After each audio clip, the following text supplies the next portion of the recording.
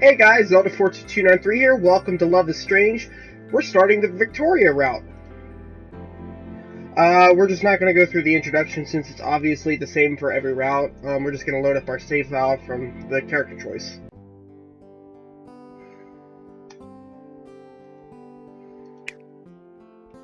I am about to do the dumbest thing I've ever done. As I get up from my desk, I feel my body turn stiff and robotic, like it's trying to protect me from the humiliation that I'm about to suffer by paralyzing me. But I forced my way through it. Come on, Max. Just walk over to her. Just walk right on over to Victoria Chase, who could ruin your reputation with a single status on the social media of her choice. Victoria Chase, who is, in fact, incredibly talented, and could help you produce something amazing. If only you could get her to treat you like a fellow human. I should seriously turn my ass right back around and sit down, but I keep walking. Victoria only seems to notice me once I am standing right above her. Never one to settle for being at anybody's feet. She immediately pushes her chair back, stands up, and then kind of looms. I think I just shat a brick. What's up, sour grapes? Yep, this was a hella bad idea. I try not to look like I've just made a huge mistake. Oh, so clever. I take it you'll be entering? Yeah. I'm stalling for time, thinking about changing my mind, Victoria looking at me expectantly. She can really make people feel like they're nothing with just one look. That's what sparks the determination in me. I feel bold for a moment, and I grasp onto it before it slips away. Here goes nothing. I want to work with you. Victoria looks stunned. Her expression is so satisfying. Excuse-moi? I talk fast before my bravado disappears entirely. We both take photography way seriously.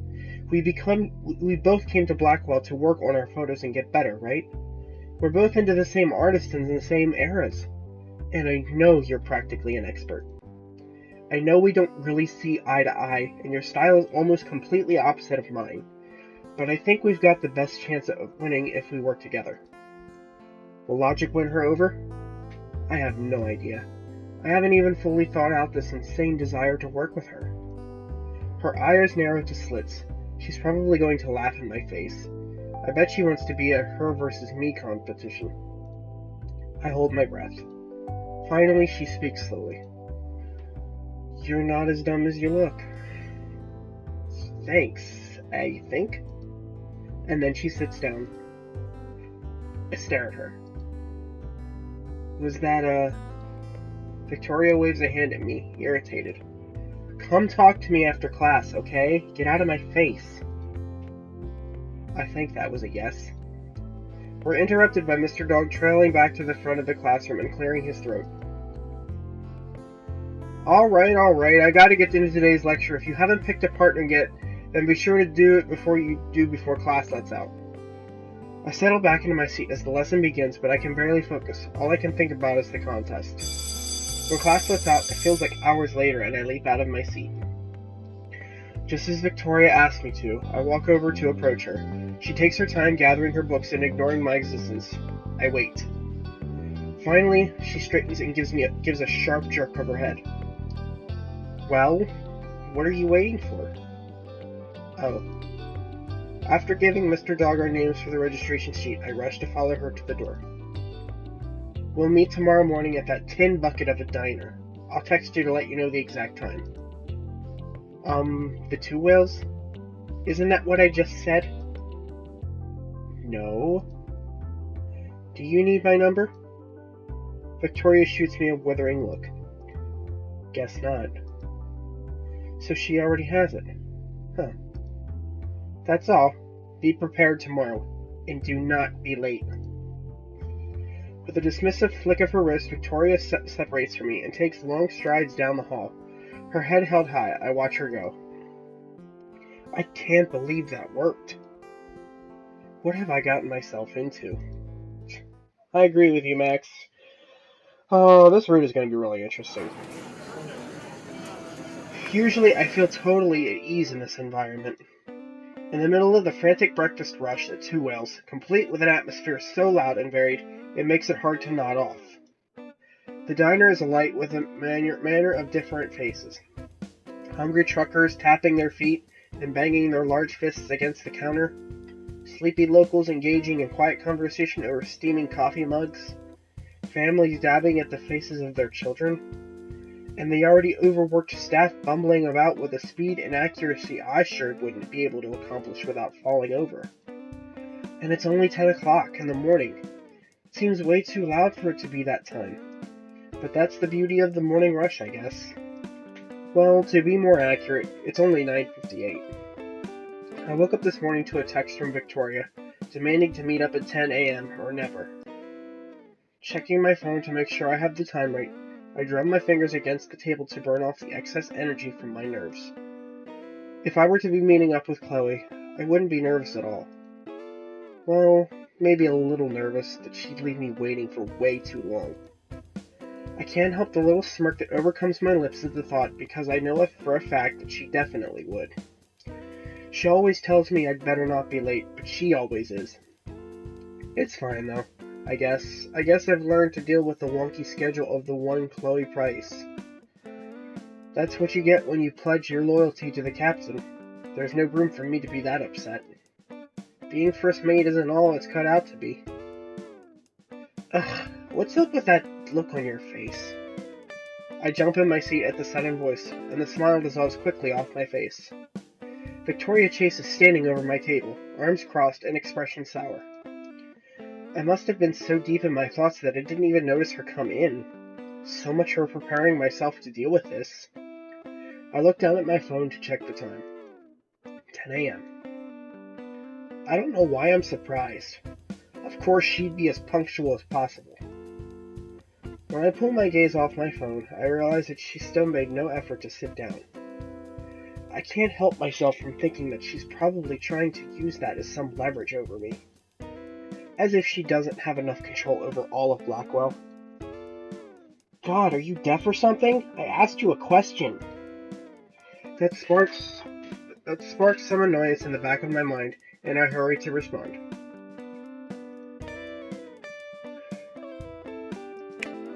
As much as I want to reply with something worse, I hold my back and frown up at her. I was just thinking about something. Victoria raises a brow and then scoffs. It had better be something about the project then. I can't keep myself from rolling my eyes, and she narrows her own eyes at me in response. Or maybe it's better if it's not. If I have to deal with you smiling like a total weirdo all the time, I might just go crazy. If she's that worried, her words definitely did the trick. There's nothing short of a frown on my face now. Very funny, Victoria. If it makes you feel better, it wasn't about the project. Victoria actually makes a noise of approval. Good. I don't need you getting ahead of yourself. Geez, overconfident, are we, bitch? I don't really like the way she says that, like she's planning on being the driving force behind this whole thing. I was the one who asked her to help in the first place. Whatever. Let's not waste any more time. Does that mean you're going to sit down? Victoria's eyebrow twitches at my assertion, and I can't stop myself from smiling smugly. I half expect her to say something. Instead, all she does is huff and tuck a lock of her hair behind her ears, sliding effortlessly into the seat. It's too early to deal with you, Caulfield. Too early? It's already 10 in the morning. I raise a brow at her. Even Chloe would have called me out earlier than this. Victoria shoots me a look and averts her gaze to one of the many waitresses passing by, as if that'll make them show up any faster. Some people actually need their beauty sleep. I'm not surprised you haven't heard of it with how you look. Ouch. She's on a roll today. I cross my arms, watching her warily. Seriously? If you were going to come here just to insult me, why did you even agree to work with me?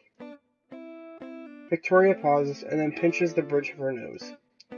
Don't flatter yourself. Before Victoria can finish her response, a waitress finally shows up to take our orders. Victoria, of course, wastes no time.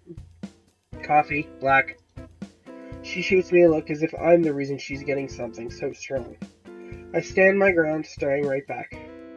For maybe a little too long, because Victoria clears her throat and gestures to the waitress. We don't have all fucking day, Caulfield. My ears burn, and I avert my gaze. Just a coffee with bacon and eggs. Once the waitress pens down our orders and speeds away, the atmosphere feels just as tense as before. Victoria is extremely quiet, and I can't find the words to say. It always feels like talking to Victoria is like trying to avoid stepping on landmines. It almost makes me regret my decision a little. But I quickly dash that thought from my mind. I know why I picked Victoria to help me. I've seen her work before, and for someone so sour, she has a ton of talent. I guess I've always wondered why someone so talented has to be such a jerk. She has everything, so what does she get from tearing everyone down? I peek at her again and catch her looking out the window instead of at me. There's this little furrow in her brow as if she's thinking about something. It's probably something about me. Maybe she's questioning this decision just as much as I am. Hey, Victoria. Victoria turns her head to look at me, brows still furrowed.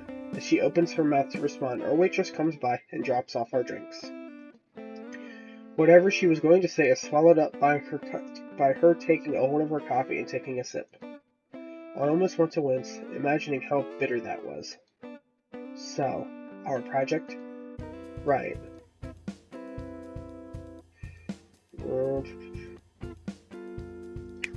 Since I'm dealing with Victoria, it's probably easier to ask her what she has in mind first.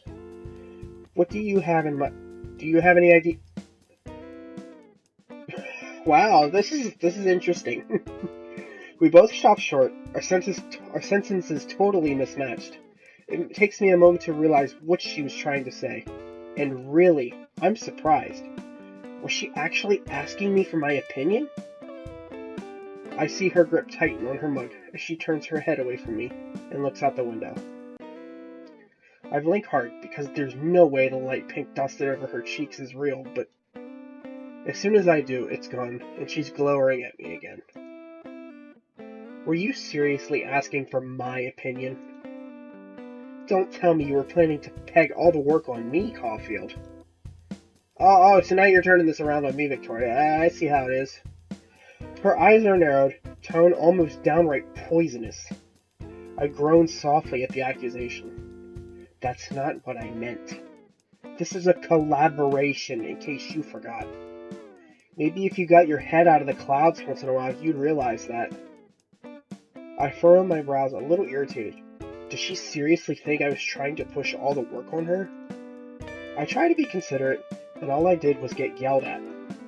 Well, I mean, we should probably figure out what we're going to shoot, right? Victoria hums in agreement at my words, seemingly placid for now. That's right.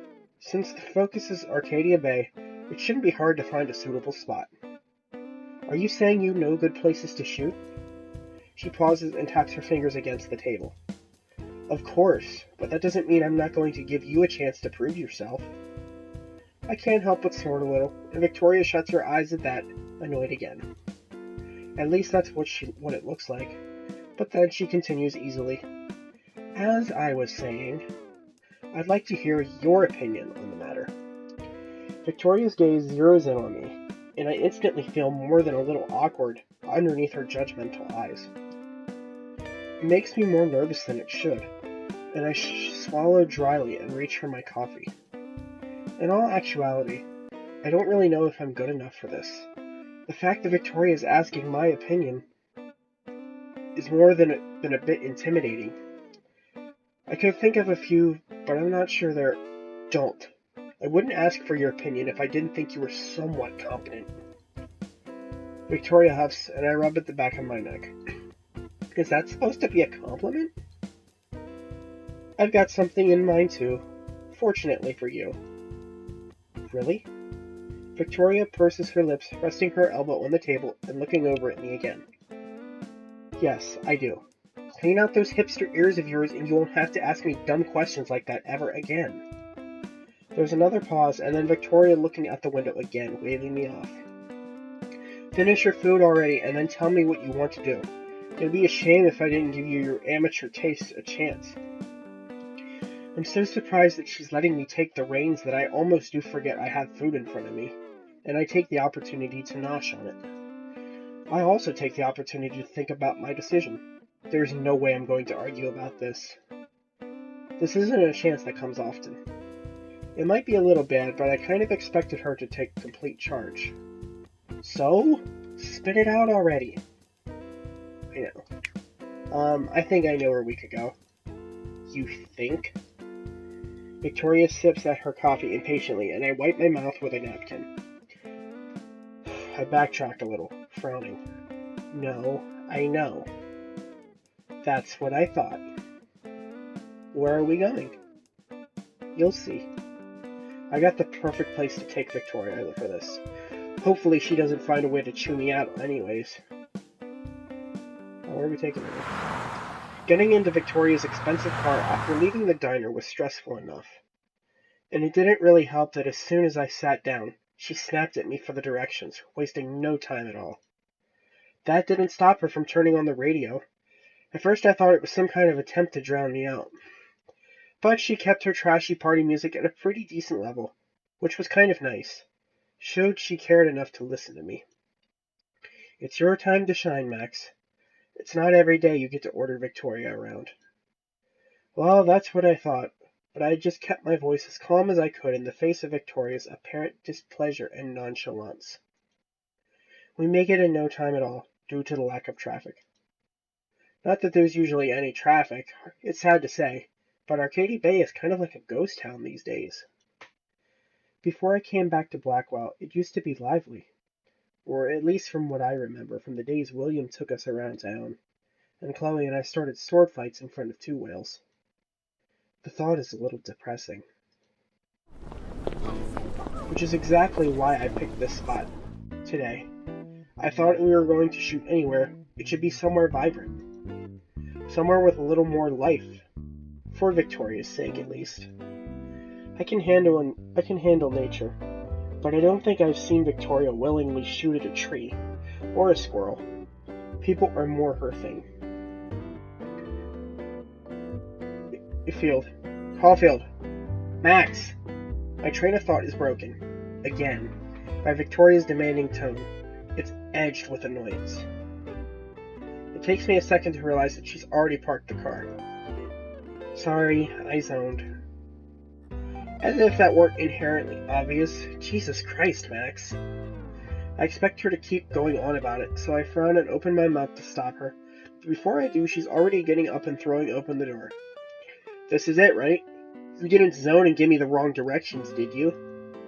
I huff through my nose, scratching sheepishly at the back of my neck. No, Victoria. This is it. Victoria gives me a look and then gets out of her car. I unbuckle my seatbelt quickly, fumble with my camera bag for a moment, and follow her out. As soon as I'm out of the car, the scent in the air hits me really hard, and a sharp contrast from the heavily perfumed scent from Victoria's car.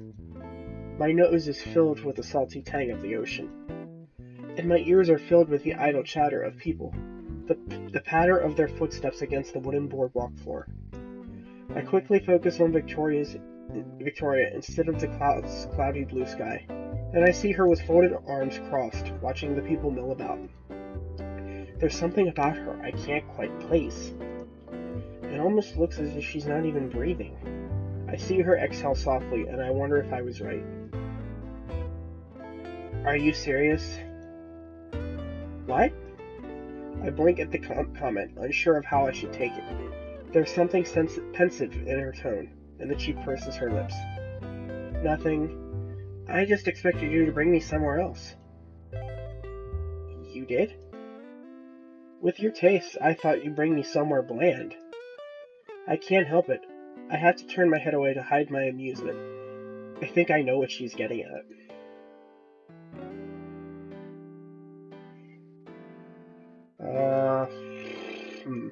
Lighthouse? Like the lighthouse? Victoria furrows her eyebrows and then manages a little soft scoff. Please, tell me you're joking. The lighthouse provides an amazing view of this hick town. There's more fucking potential there than your usual chance at winning. But that's not really a hard thing to surpass. Ouch. I knew I couldn't be entirely right. But I did expect that sort of response from her. I think I just managed to lower her opinion of me even further. Anyways, I hesitate a little and go to walk around the car and join Victoria, since she doesn't seem to like she's up to moving. Victoria's eyes are on me as I do so, and I gesture vaguely to the boardwalk. We should walk around, I guess? Scope out the area? Clearly. She says that as if it were the one holding us up, and not her. As promptly as ever, she starts walking ahead of me, and I follow after her, before she leaves me behind. Victoria's always walked with purpose, whether or not she's actually got a reason to. I wouldn't be surprised if she does have a reason. Victoria looks like she's been so busy all the time, and she even makes buying from the vending machines seem like such an important event. This isn't helping me out at all, though, because Victoria's got a few inches of height over me, making it a little harder to keep up with her long strides. Does that mean you actually like it? I mean, I picked it for a reason. My breath comes out in a little pant and seems to bring Victoria's attention over to my attempt to match her pace. She slows down a little, waiting for me. At least I think she is. I don't spend a lot of time thinking about it, just stepping beside her and walking with much more ease. It's acceptable, surprisingly. Surprisingly? Victoria frowns at the little groan that rolls off my tongue, and I bite my tongue to stifle anything else that comes out. It's a little frustrating, really. Victoria can act as standoffish as she likes, but I'd like a little credit. Alright, chill. I mean to say it's nice, okay? Oh, the way Victoria says that is surprisingly hesitant, and I find myself staring at her in mild disbelief. Her eyes lock onto mine for just a split second, and I hold my breath at the gaze. She breaks it, and I'm able to breathe again. Wow, that was new. Thanks. Don't mention it. Seriously. The edge slips back into her voice, as if it never happened in the first place. I don't know whether or not I'm disappointed. You said you had a reason? Oh, yeah. I definitely know why I picked the boardwalk. Not only is it gorgeous, or that the atmosphere is calming, but it also feels like it brings life back into Arcadia Bay. Nothing feels stagnant here, not with families trying to hold back their kids from darting into all the shops they can find, or couples relaxing as they watch the bay. In addition to that, I thought Victoria would appreciate the variety of models here. There are so many figures, so much to point a camera at. I thought you'd like it. That's why I asked, I guess. All of a sudden, Victoria stops walking, and I have to stop before I walk ahead of her. I look at her, tilting my head a little. Victoria's giving me this dubious look, and then she crosses her arms. Oh man, what did I do to deserve her almighty wrath this time? You thought I'd like it? Why the hell would you care about that? I breathe in, and hope I can explain it to her in a way where she won't snap at me. You're better at portraits, right? Because you're better at portraits, right? Victoria drums her fingers against her arm, considering my words, and then almost cautiously she speaks. Yes, I am. You noticed? Yeah, I've seen your work, and all your photos are pretty Avedon-esque. Avedon-esque.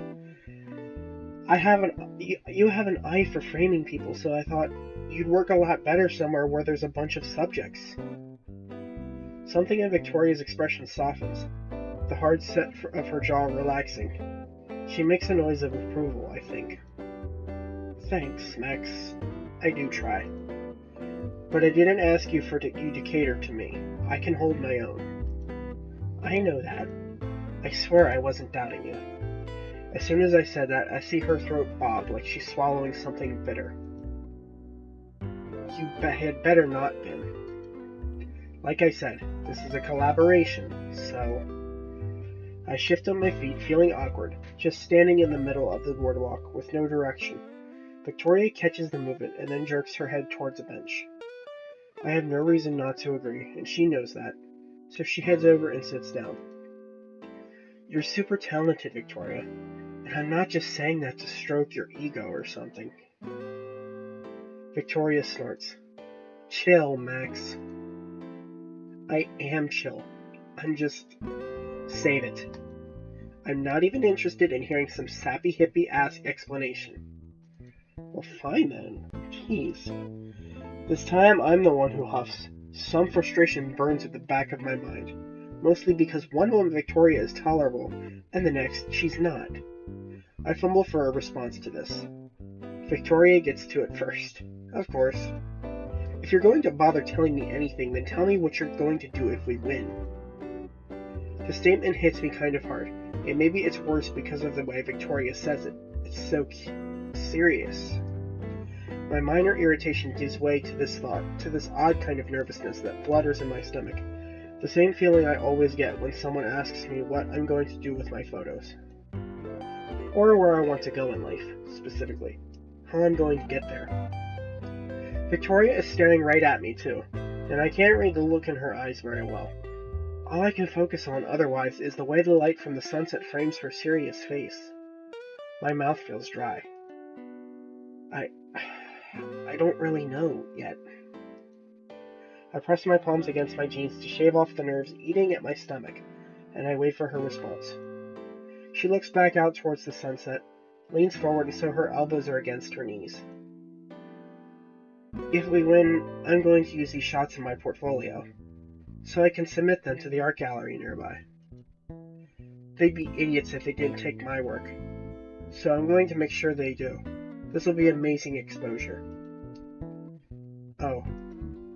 I say that almost breathlessly, and I hope she doesn't notice how amazed I am. Victoria is so dedicated. If there's one thing I'm envious of, it's that. But I guess it's not really envy. I think it's more awe that just keeps me looking at her. I wish I could be the same. Victoria seems so fearless. That's amazing. The words come out before I can stop them, and I rub my palms against my jeans. Victoria turns to me, tension still clear in the crease between her eyebrows. It's almost like she doesn't know how to respond to my praise. Thanks. I'm glad someone thinks so. Even if it's you. So if you go and waste it for me, don't think I won't make your life hell. She's trying to threaten me, but there's something else underneath that tone, I think. There's a lot about Victoria I still don't understand. I lean back on the bench and watch the sunset with her, unsure of how I'm supposed to feel. I want to find out more. Wow, this is interesting, guys. Man, she's a bitch, though. I'm going to cut it off here, guys. I'll go ahead and cut it off here. Like and favorite this video. Subscribe to me if you haven't already. My name is Zelda42293. Thank you for tuning into another episode, and I will see you all in the next video.